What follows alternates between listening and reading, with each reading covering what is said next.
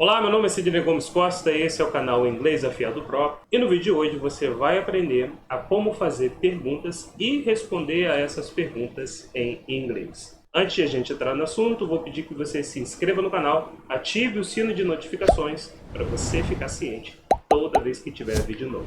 Em português, quando eu quero fazer uma pergunta, eu faço duas coisas. Eu entono a minha voz e coloco um ponto de interrogação no final da frase. Em inglês, além dessas duas coisas, eu tenho que colocar algo no início da frase que indique que aquela frase é uma pergunta e que ela está no presente. Esse algo é o do. Vou escrever aqui, ó. E aí, logo em seguida, você vai falar qualquer outra coisa. Então, por exemplo, do you need me?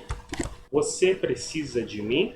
Ou seja, toda vez que você for fazer uma pergunta em inglês, você vai colocar esse do no início da frase. Caso, em vez de ser you for he, she, it, aí você vai colocar o does. Does she need me?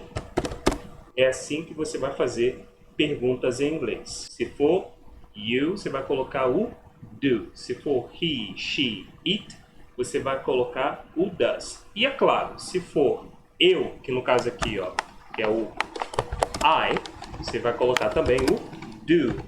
Se for o we, que é nós, você vai colocar também o do.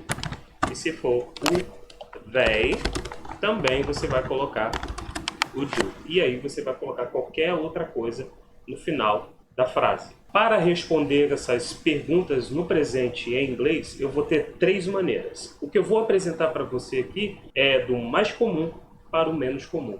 O mais comum é o responder com auxiliar. A pergunta é feita com auxiliar e eu respondo com o auxiliar. Lembrando, na tradução, essas três formas vai ser sim, eu preciso, que é o caso desse verbo aqui, né? Então vamos lá. Do you need me? E aí eu vou responder yes, I do. Essa é a primeira forma, é a forma mais comum e mais usada pelos americanos. A segunda forma que você pode responder é você dizer sim, eu preciso. Yes, I need. Ou seja, eu respondo com o verbo principal da oração. A primeira, yes, I do. A segunda, yes, I need. E a terceira, e é a menos comum, porém você vai encontrar ela, por exemplo, em livros, vai ser usando tanto o auxiliar como o verbo principal. Então, yes, I do need. Geralmente essa forma aqui é quando você quer enfatizar alguma coisa. Sim, eu preciso. Agora você vai aprender a fazer as mesmas perguntas, porém na forma negativa. E é muito simples. A única coisa que você precisa fazer é acrescentar a palavra not entre o auxiliar e o pronome. É muito simples. E para que serve a forma negativa? São perguntas que você faz que indica incerteza. Então vamos lá. Do not you like juice? Você não gosta de suco? Do not you like juice? Essa é a primeira forma. Você também pode comprimir as duas palavras, o do e o not. Aí vai ficar dessa maneira. Don't you like juice? Essa é a maneira abreviada e a maneira mais comum que o americano usa na língua falada. Se caso for he, she, it, aí você vai colocar o does not she like juice? E assim sucessivamente. Vai ser o does. Se você for abreviar, vai ser doesn't. Doesn't she like juice? Essa é a forma negativa. E ela vai se repetir com os outros pronomes. E para você responder essas perguntas, nesse caso aqui vai ser não, eu não gosto. Você vai dizer no, I don't. Você simplesmente pode falar com o auxiliar e a palavra negativa, no, I don't. Eu também posso dizer no, I do not. I do not. Ou seja, estou sendo específico. No, I do not. E você pode responder com tanto o auxiliar quanto o verbo principal. I don't like use.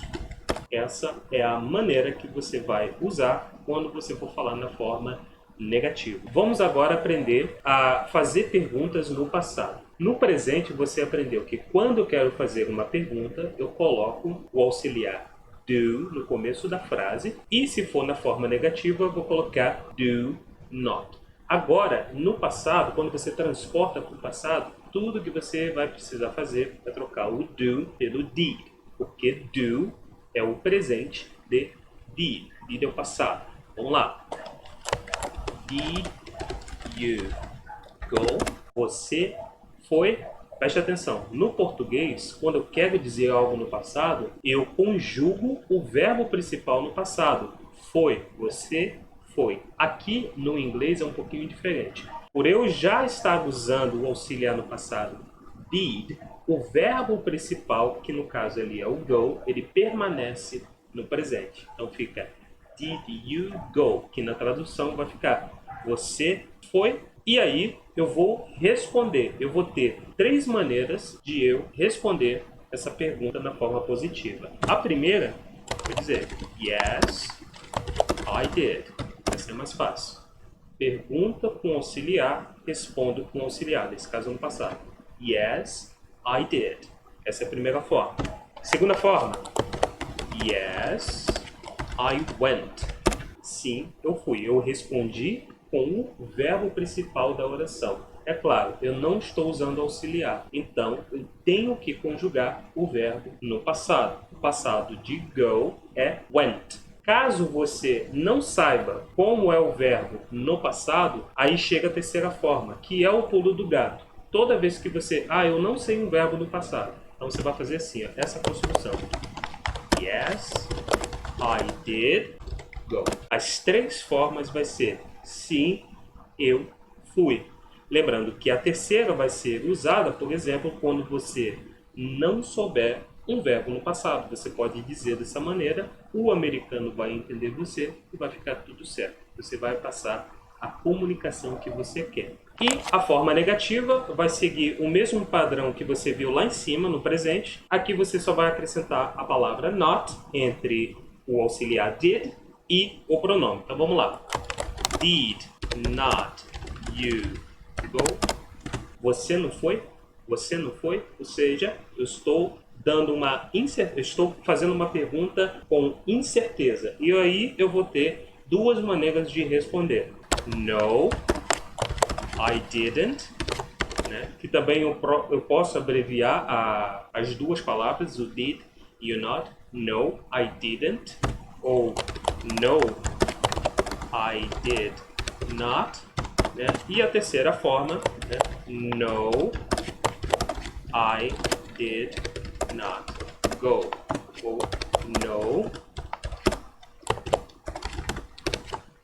I didn't go. Ou seja, você tem essas praticamente 4 formas, escolhe uma e comece a falar em inglês. E é claro, o auxiliar did, ele vai ser igual a todos os pronomes. Did, I did, you did, he did, she, e assim sucessivamente. Aqui embaixo, na descrição do vídeo, eu vou deixar a tabelinha, tanto no presente quanto no passado, para você poder fazer a sua consulta e poder formar as suas frases, para você poder começar a falar inglês, tá bom? Espero que você tenha gostado do vídeo. Não deixe de compartilhar esse vídeo com outras pessoas. Não deixe de comentar colocando a sua dúvida e nos vemos no próximo vídeo, tá bom? Tchau, tchau, pessoal!